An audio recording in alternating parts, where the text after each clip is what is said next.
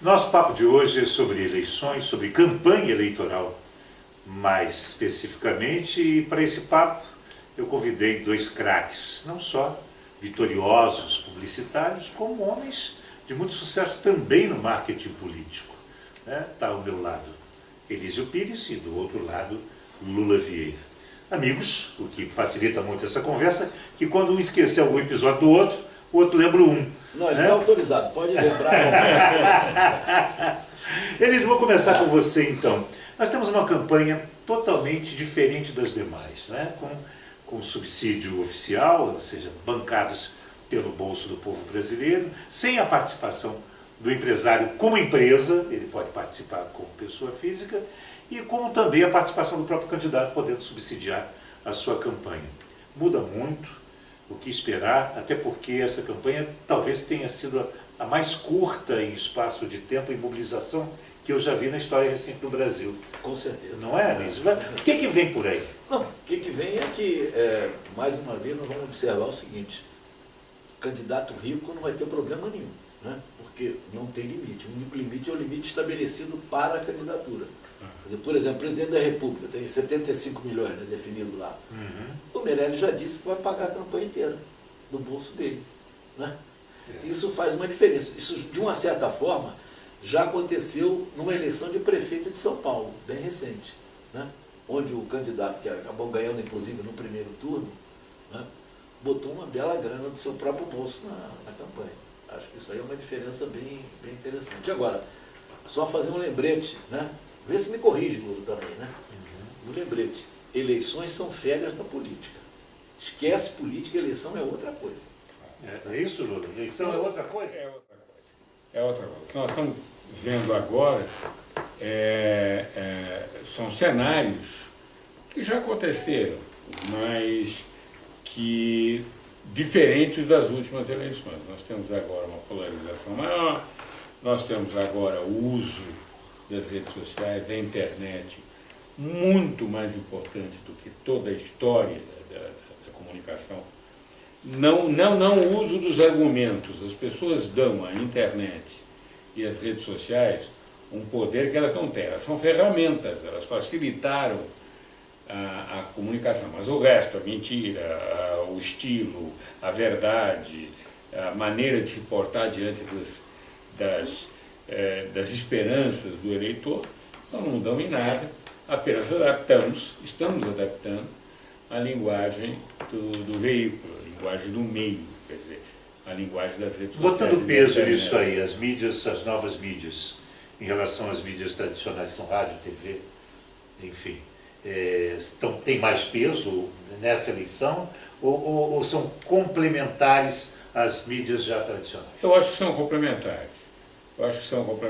Eu acho que as mídias sociais já criaram o panorama onde agora, quando entra a televisão, as pessoas estarão, ou os candidatos, estarão tentando reforçar uma situação já posta. Os indecisos, os que estão querendo conhecer os candidatos, os que já estão enraigados e estão precisando de argumentos, ou pelo menos estão necessitando de mais certeza na decisão que já tomaram, e aqueles que não adianta mexer mais, que são os fanáticos. Mas tudo ainda com um espaço muito grande para muita gente, para mudanças ainda. Tem muita gente que pode surpreender por aí. Pois é, Elísio, com essa possibilidade das surpresas, essas surpresas vêm construídas ou serão surpresas de você dar de cara com a verdade? Deixa eu fazer a pergunta mais direta. As fake news, a construção pelos marqueteiros como vocês, gente que sabe produzir, confeccionar um produto, vão ter peso nessa eleição? É preciso separar duas coisas. Quer dizer, uma coisa são os meios, que mudaram radicalmente, né? É só lembrar que tinha eleição antes de ter televisão, né?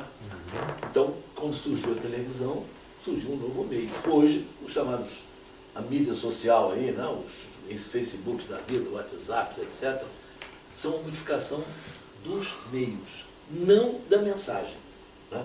aquela história do meia mensagem e tal, não é bem isso não. Pois é. Na realidade, o recado, quer dizer, as propostas, a variação é praticamente nenhuma.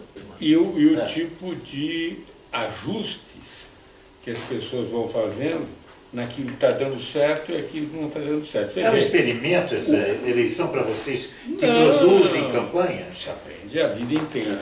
Eu seria soberba dizer que não. Mas não que haja uma grande novidade. Você veja, por exemplo, quem está na fase do paz e amor é o Ciro agora. Ele está na fasezinha. Ontem ele já começou a mudar a carinha. Quer dizer, ele já não é mais o brigão e tal. Ele tem um lado terno. Ele pode ser agressivo, mas tem um lado amoroso. Quer dizer, as pessoas vão vendo aquilo que está dando certo e vão se adaptando. O próprio Bolsonaro também fez adaptações bastante perceptíveis no seu discurso. Ele simplificou, ele tangenciou, quer dizer, ele trouxe para a realidade coisas fáceis de serem entendidas. E no Roda Viva, que foi o programa... Foi surpresa também. Foi surpresa, ele foi delicadíssimo, ele foi gentil. Ele normalmente faria aquelas coisas que o Quércia fez no Roda Viva. Cala a boca, você é mentiroso, safado, ladrão. Ele não, ele posso lhe chamar de você. O Bolsonaro, perguntando para alguém, posso lhe chamar de você? É quase uma menina da Socila, que é uma antiga escola de boas maneiras que havia no Rio de Janeiro, que ensinava as missas, se comportar. Qualquer dia o Bolsonaro está lendo Pequeno Príncipe. Pois é. E como é que a gente... Já vi que, no fundo, pouca coisa muda na maneira de se fazer uma campanha. As ferramentas são novas, mas o jeito de fazer a campanha é basicamente o mesmo, alterando personalidades para mais mansas quando são muito agressivas, para mais agressivas quando são muito mansas. E como é que o eleitor se comporta no meio dessa história? Como é que o eleitor tem mais ciladas, menos ciladas? Ele vai ver os candidatos com mais clareza, com menos clareza? O que você acha disso? Isso aí, o que acontece? Quer dizer, você começar da campanha, qualquer campanha organizada, né, tem que acompanhar como é que o eleitor está percebendo o seu candidato, que você está trabalhando, e os outros candidatos. E a pesquisa qualitativa, né, quer dizer, não estou nem falando da quantitativa, mas a pesquisa qualitativa é um elemento fundamental para fazer os ajustes nesse período da campanha. Tem os fanáticos. Não, isso é uma... Exato. É tão incrível que outro dia houve uma discussão numa determinada campanha, onde se discutiu o seguinte: vamos ou não fazer santinho? Santinhos são aqueles pequenos que tem a foto, o nome e o número, folhetinho que você distribui no dia da eleição. Santinho porque tem uma foto do Santinho. A foto do candidato. E se disse o seguinte, uma velha raposa política, disse: o volume de gente que sai de casa sem ter ideia em quem vai votar para deputado, ou federal, ou estadual, ou vereador, quando é o caso, que não é o caso agora, é imensa. Então o Santinho pode ser o responsável, com certeza absoluta, para a pessoa se decidir por um candidato. E onde volta a grande história?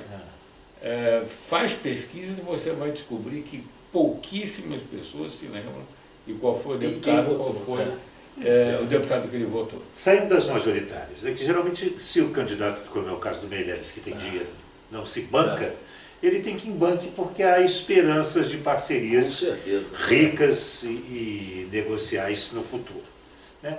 Os candidatos a deputados federais, estaduais, no Senado não se fala que também o Senado é peso pesado, há sempre bons investidores, mas os candidatos a deputado estadual e deputado federal, a criatividade vai ter peso, ou esses velhos truques de coalhar de santinhos a entrada de uma zona eleitoral, ainda essas ferramentas não, essas práticas vão ter peso hoje em dia. Não, eu queria até reforçar a tese colocada pelo Lula. Me lembro bem de uma campanha, não vou dizer o nome do candidato, aqui no Rio de Janeiro, porque tinha distribuição dos santinhos no período da eleição, quer dizer, estou falando no dia da eleição, já que a gente sabe que uma quantidade imensa de pessoas saem de casa para votar sem saber, e agora não tem que saber quem vai votar só, tem que saber o número. Que é o importante. O número é fundamental, porque antigamente você tinha cédula que colocava dentro da coisa, depois teve cédula única, agora tem que saber o número. Se você chegar lá e não sabe o número,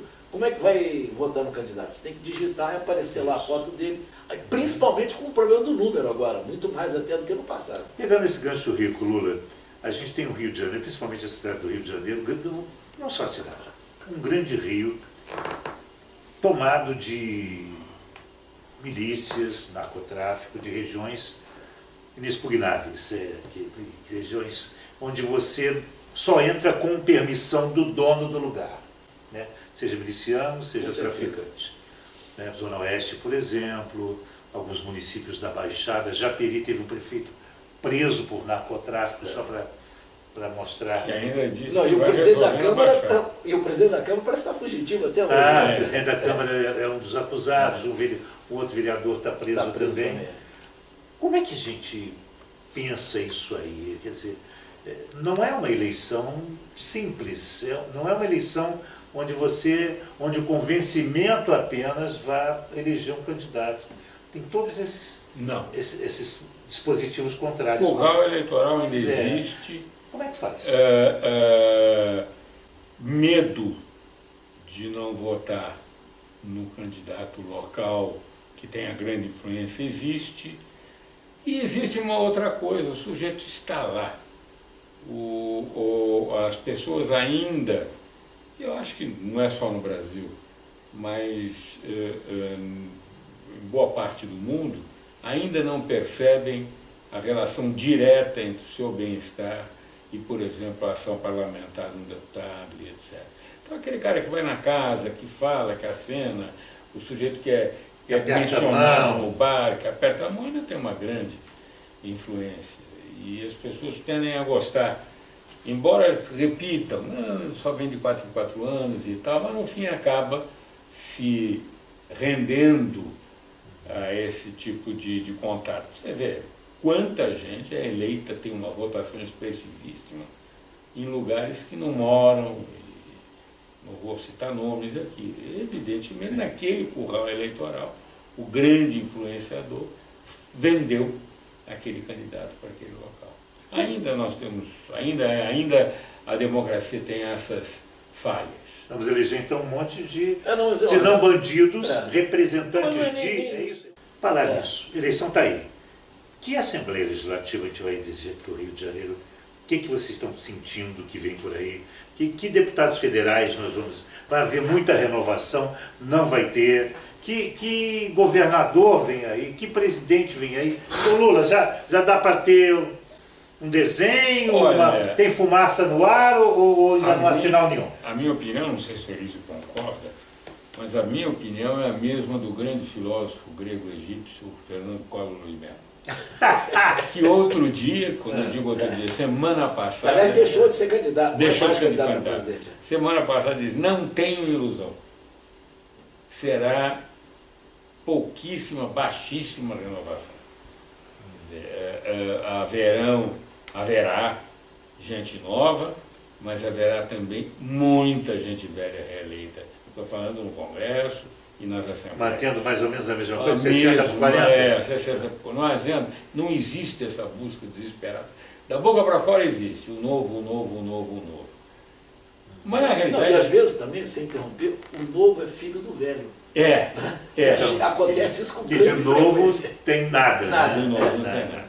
E como diz muito bem neste ponto o Bolsonaro, com um cinismo exemplar, quando perguntam a ele como é que ele vai, se ele vai mudar uma lei, ele diz, não, peraí, eu tenho que negociar com o Senado, eu tenho que negociar com a Câmara Federal.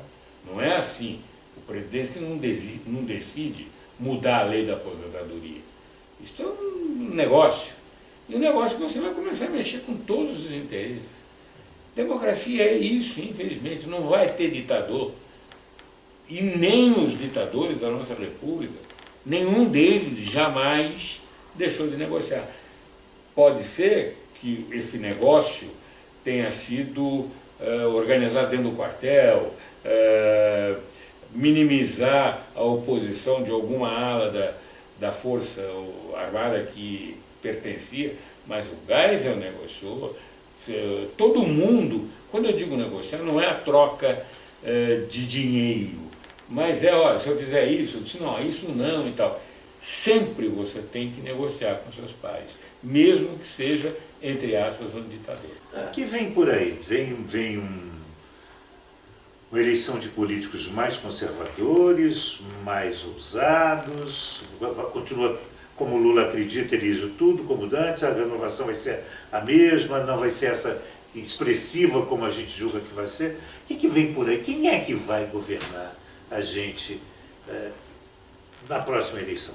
Concluindo a frase, tudo como antes, no quartel de Abrantes. Né? Na realidade, a possibilidade de mudança é muito reduzida. Extremamente reduzida. Dá uma olhada no que está acontecendo. Por exemplo, o que tem de candidato, que era candidato já aprovado pelo partido, que não é mais. Paulo Rabelo de Castro, por exemplo. Era candidato a presidente pelo PSC. Né? Virou vice agora. Virou vice, né, do Álvaro Dias. Que daqui a pouco o Álvaro Dias vira vice de alguém também. Então, esse processo é um processo extremamente dinâmico. E as pessoas que estão olhando de fora têm até dificuldade de entender o que está acontecendo. Né? Qualquer um que analisa, então o que vai acontecer? Está caminhando, dá uma olhada quantos partidos apoiam o ex-governador de São Paulo. Recado para o eleitor, seu Lula Vieira. É o cara que está ouvindo a gente agora e quer votar direito. Pois é, quem quer votar direito deve sim entender quem é o candidato, conhecer sua história, conhecer suas responsabilidades passadas e, se for novo, qual é a biografia mínima. Né? Porque eu ser novo pelo ser novo, eu elejo o meu cachorro que nunca foi eleito, nunca fez nenhuma besteira, juro que nunca roubou nada. Ele teve meu voto. Pois ou você tem que saber o que ele pensa e o que ele pretende. Porque nós vamos ter coisas que vamos ter que fazer. Reforma da Previdência, não tem outro jeito. Ou hoje ou amanhã tem que fazer. Para com essa história que estão roubando nosso direito, porque senão não tem Previdência. Uns reajustes nas leis trabalhistas tem que haver. Agora, o nível disso vai depender dessas negociações. E dos grupos de pressão que sejam, que tenham uma compreensão mais rápida da história da necessidade, ou daqueles que vão deixar rolar mais tempo para a coisa não, e a coisa piora, como a gente sabe que vai piorar. Não há a menor chance da Previdência, por exemplo, continuar como está. Não existe. Senão o país Senão acaba, o país não existe. Recado para o eleitor. Não, recado para o eleitor é o seguinte, eu reforço o que o Lula disse, quer dizer, procure conhecer o seu Mas onde ele vai pesquisar? Tem muitos lugares. Por exemplo, assistir os debates. No caso de presidente, assistir os debates. A Tupi vai fazer com os presidenciários. Isso. Então, pode perfeitamente assistir, como tem outras emissoras fazendo isso, o próprio Roda Viva está fazendo isso periodicamente também. Internet também. Quer dizer, tem muitas formas. O que não pode é um candidato que não tem posição clara. Vou dar um exemplo. A dona Marina Silva, perguntaram sobre reforma da Previdência, né, na última entrevista que ela participou, que é uma coisa essencial, não é? Por exemplo, ela disse, vamos debater. Mas a senhora não acha a idade mínima qual seria? Vamos debater. Quer dizer, não tem posição nenhuma. Então o candidato tem que claramente dizer, olha, a minha posição em relação à reforma da Previdência é essa. A idade mínima tem que ser no mínimo essa aqui de 65, 62, o que for, né? Para que o eleitor, ao votar, endosse inclusive essa posição, e se ele for vencedor, fica mais fácil de negociar com o Congresso que está aí, porque ele claramente na campanha já declarou todas as suas posições e foi eleito. Elísio Pires, Lula Vieira, dois craques que nos honraram com esse papo maravilhoso e vão estar mais vezes com a gente, né? Não só no rádio, como aqui também na web, no YouTube e no Facebook. Aguardo você no nosso próximo papo, que vai ser como o de hoje, dos bons. Até lá.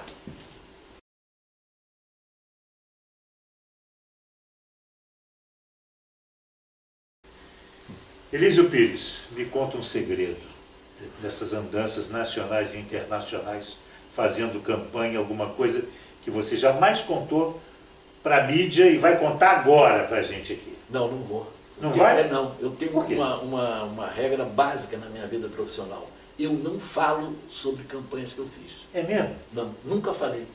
Já uma vez fui convidado para não vou dizer o nome dela, um programa bom aí de televisão, aí, aberta e tudo, que queria que eu falasse sobre as minhas campanhas. Eu falei, eu vou com uma condição, que é falar sobre marketing eleitoral, Sim. marketing político, etc. Falamos à vontade. Agora, falar de campanha que eu fiz, não falo nenhuma, É nenhuma mesmo? delas. Até porque vários desses segredos vão se repetir.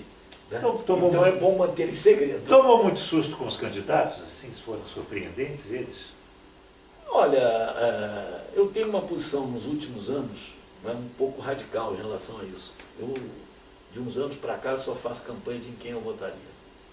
Mas antes disso... Antes eu faria sem isso, né? Fazer Mas- profissionalmente. E, Né? e tomou sustos? Teve surpresas?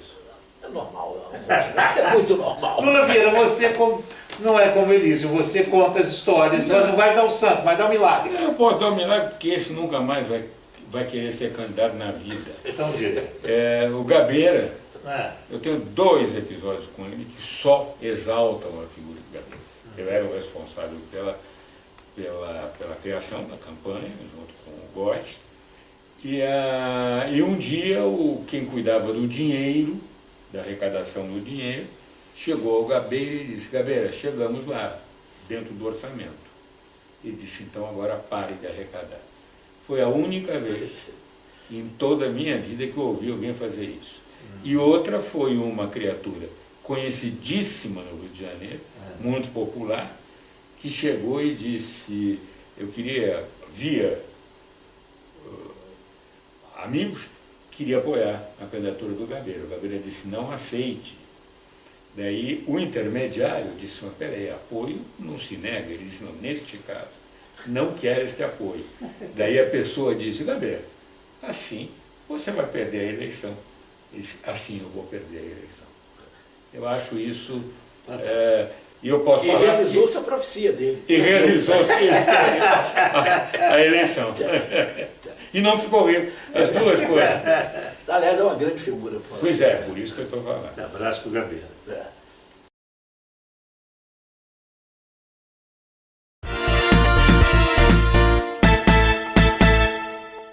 Francisco Barbosa.